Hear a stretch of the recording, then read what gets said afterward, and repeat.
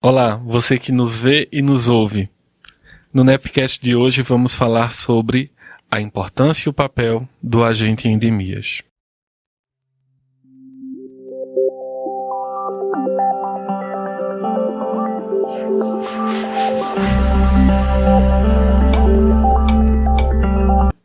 Você está no Nepcast, o podcast do Núcleo de Educação Permanente da Secretaria de Saúde de Caruaru. Esse podcast é uma iniciativa do Núcleo de Educação Permanente da Secretaria de Saúde do município de Caruaru, em parceria com a SES Unita. Muito prazer, eu me chamo Leandro Aleixo, sou psicólogo, terapeuta holístico e professor universitário, e estarei com vocês no episódio de hoje. E para nos acompanhar nessa agradável conversa, recebemos com muita alegria o nosso convidado, Cleiton Lima, que é agente de endemias, técnico de vigilância em saúde com ênfase em combate de endemias e especialista em saúde pública. Cleiton, seja bem-vindo. Muito obrigado, Leandro. Obrigado pela oportunidade. Eu queria também agradecer a Suelen, nossa coordenadora do NEP, que fez o convite para estar aqui hoje, para partilhar um pouco da nossa vivência e do trabalho que nós realizamos junto à comunidade. Maravilha. Então, no episódio de hoje a gente vai conversar um pouco sobre o trabalho dos agentes de endemias e a sua importância no controle de doenças transmitidas por vetores e seu papel crucial na prevenção de surtos e endemias. E aí, Cleiton, qual é o papel do agente de endemias na prevenção dessas doenças? O nosso papel ele é de controle, de combate e também de mobilização da comunidade, de orientação às pessoas com relação a essas endemias, ao cuidado que elas devem ter com relação aos reservatórios dentro da sua casa, porque a gente sabe que a maior parte dos problemas causados pela dengue, pelos vetores, estão dentro das próprias residências, né? A gente vê as pessoas reclamando muito, falam com relação a terrenos baldios, a coisa assim, mas a maior parte dos focos está dentro das próprias residências. Então, o nosso trabalho é de orientação, nós somos os orientadores da população, nós passamos informações, os cuidados que devem ter e também somos o contato da população junto aos órgãos de saúde, né? Me conta um pouco como é esse cotidiano.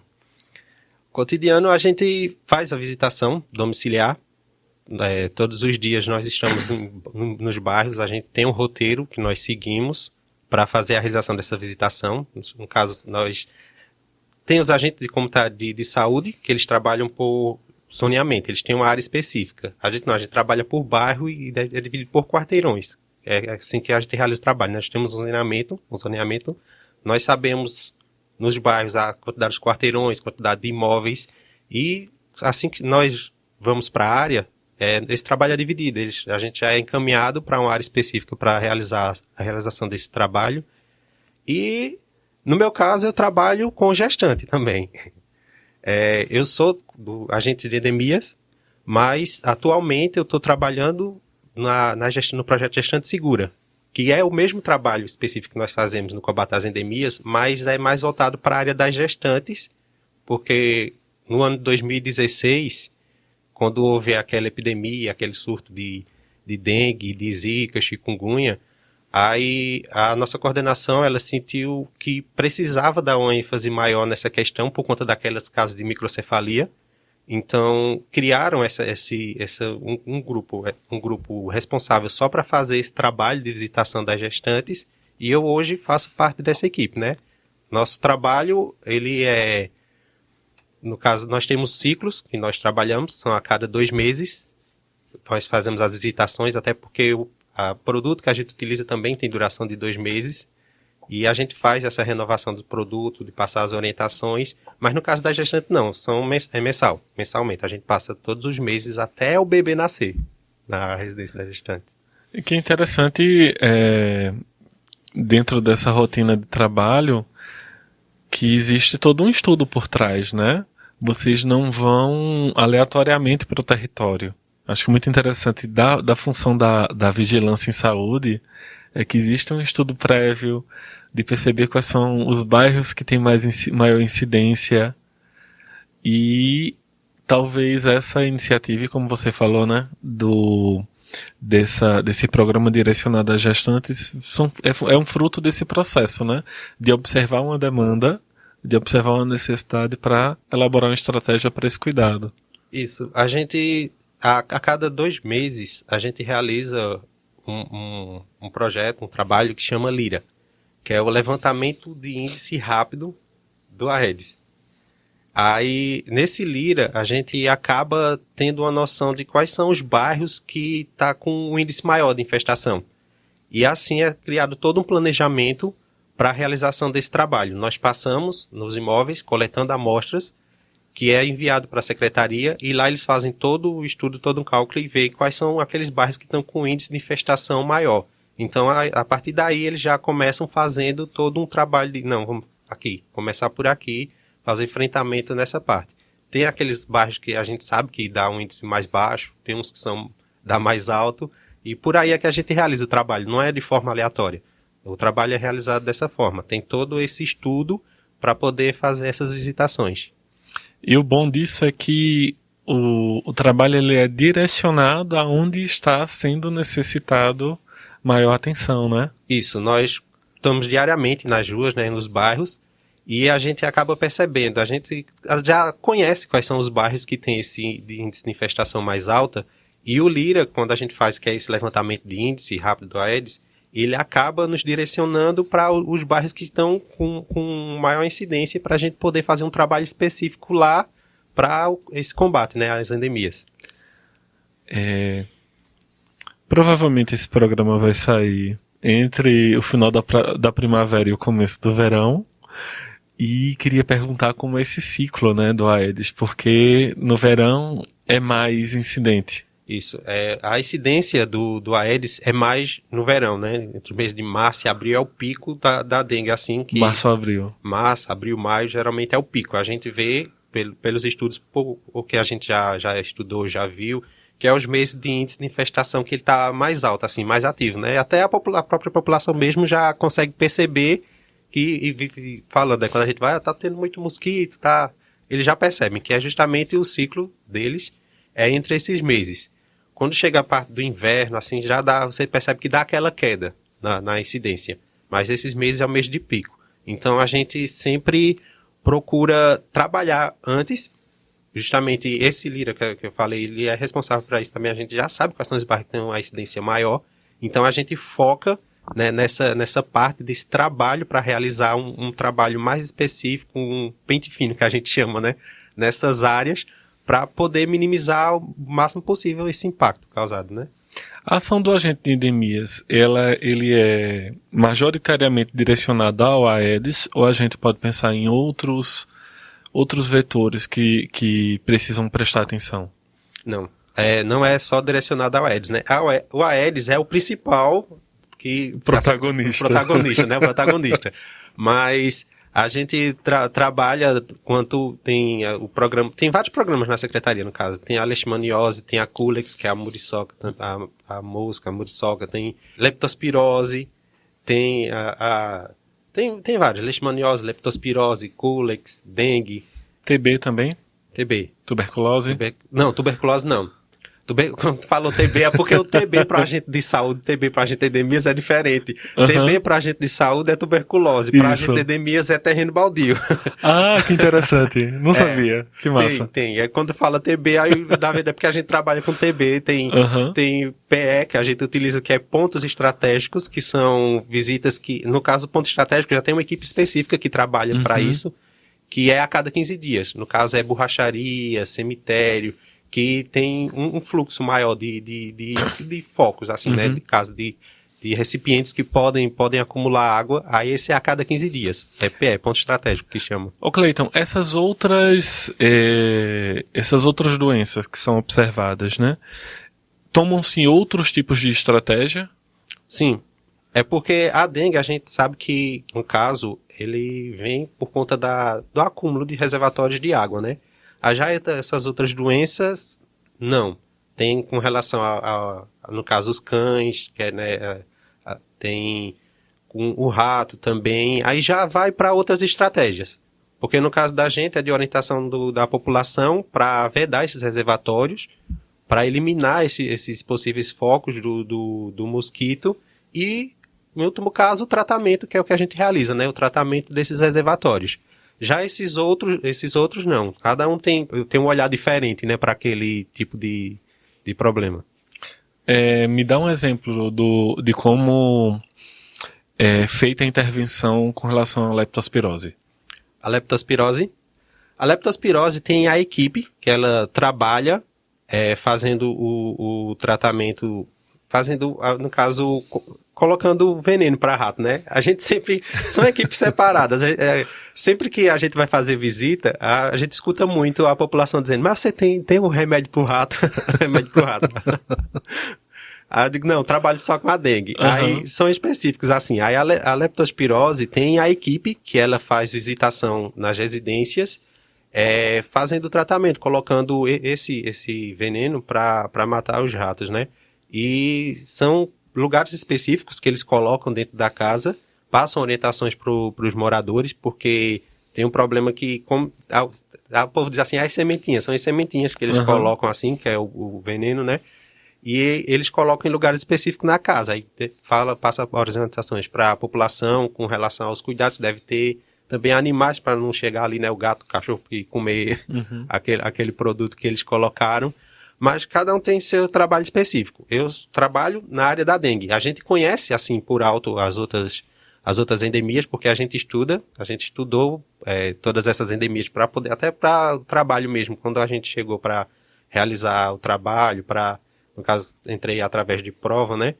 Aí a gente teve que estudar todas as endemias. E nesse curso técnico que a gente realizou, a gente acabou também estudando todas as endemias e também o trabalho do agente comunitário, né? Porque a gente trabalha, assim, em conjunto, né? Deveria ser trabalhado em conjunto, né? Junto com o agente comunitário. Até porque o agente comunitário, ele tem um contato maior com a população. Porque como o nosso trabalho, ele assim, a gente tem uma rotatividade maior e o agente comunitário de saúde, ele tem uma área específica que ele trabalha, acaba que ele tem um contato maior com a população, ele conhece os moradores daquela casa, porque os agentes de endemias, eles passam, o trabalho como ele é diferente, a gente acaba circulando mais. Então, eu passei numa residência hoje, dificilmente eu vou voltar naquela residência. Então, é muito importante a gente ter esse contato, porque eles têm mais essa vivência, tem mais esse contato com a população, e a gente passa ali, dificilmente a gente vai voltar naquela casa. Porque termina que o trabalho do agente comunitário de saúde é mais com um vínculo, né? Com a população. Eles têm um vínculo maior com a população, porque eles têm essa área específica que eles vão trabalhar, eles vão fazer aquele trabalho só naquela área. E a gente não, como a gente trabalha por quarteirões, com zoneamento, às vezes acontece da gente trabalhar em 3 bairros diferentes numa mesma semana. Então, termina sendo mais objetivo. Isso, é mais objetivo. A gente circula mais, a gente tem a cidade inteira para realizar esse trabalho. Então, não é por zoneamento. Então, eles têm esse contato maior, eles conhecem mais a população que eles trabalham, e a gente tem mais essa rotatividade, né? E o que é interessante é que vocês saem para o território com um propósito muito definido, né? Não é tipo estar aberto para todo e qualquer processo endêmico.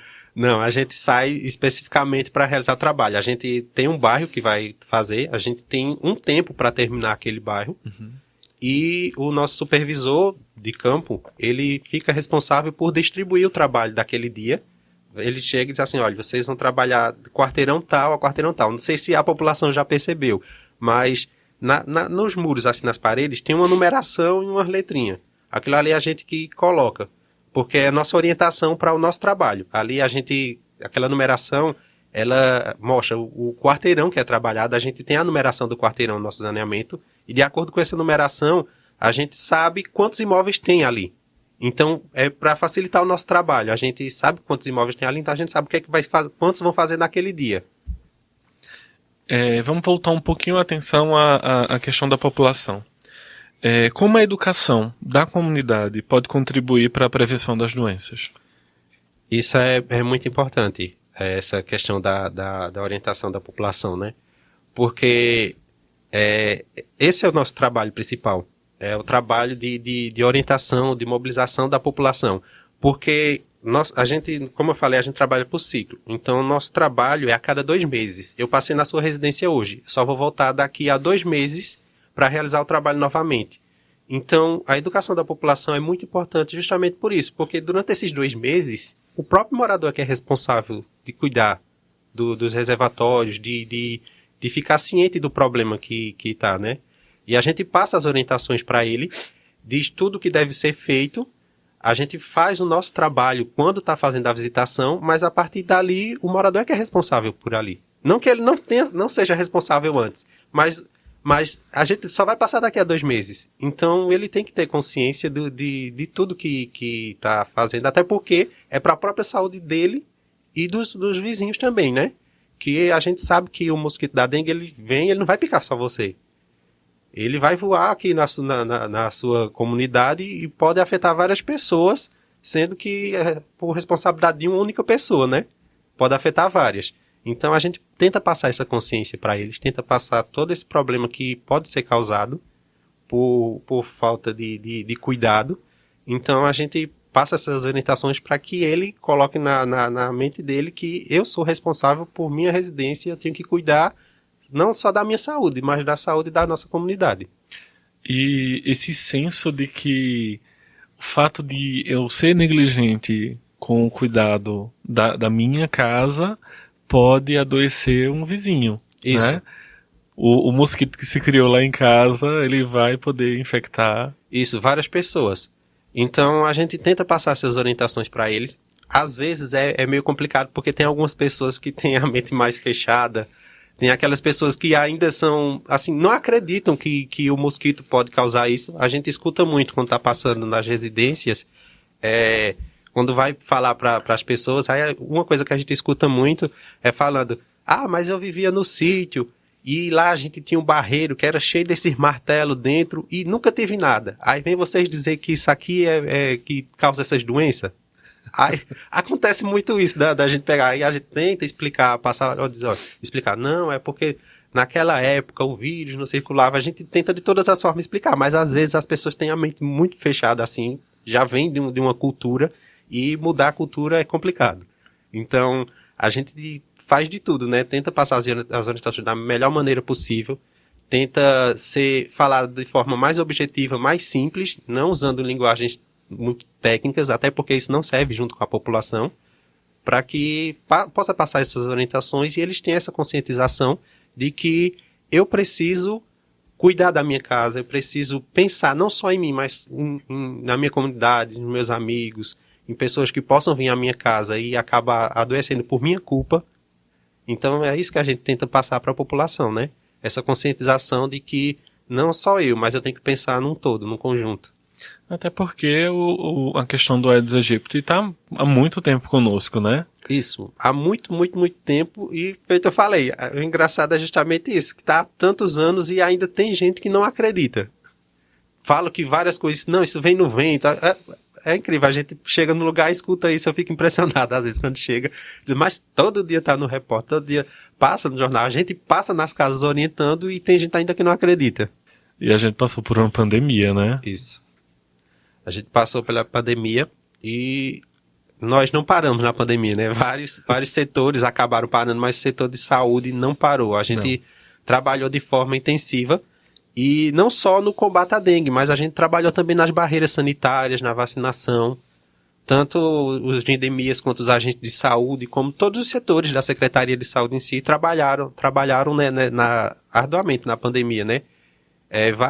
Aí disse assim, não, fica em casa, os setores fecharam, tudo, mas a gente não parou de forma nenhuma. A gente continuou trabalhou nas barreiras sanitárias, trabalhou na feira, passando orientações, fazendo inspeções nos ônibus que chegavam de outros lugares também.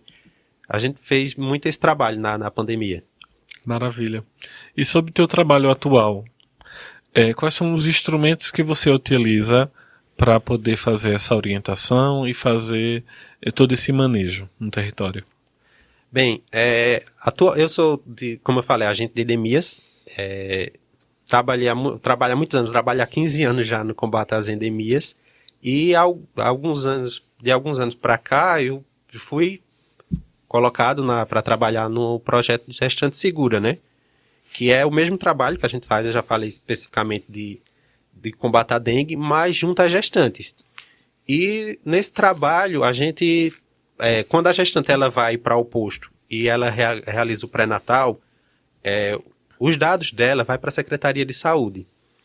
E lá, a atenção básica passa para a gente os dados dessa gestante e a gente recebe toda essa gestante, no caso, a gente recebe o bairro, todas as gestantes de um bairro, e a gente vai realizar as visitações dela. Na primeira visita, a gente vai pegar algumas informações junto com ela, né? Que a gente precisa para esse documento. E a gente precisa saber quantos meses ela está e todas essas orientações. E a partir dali, a gente vai começar realizando a visita mensalmente naquela casa.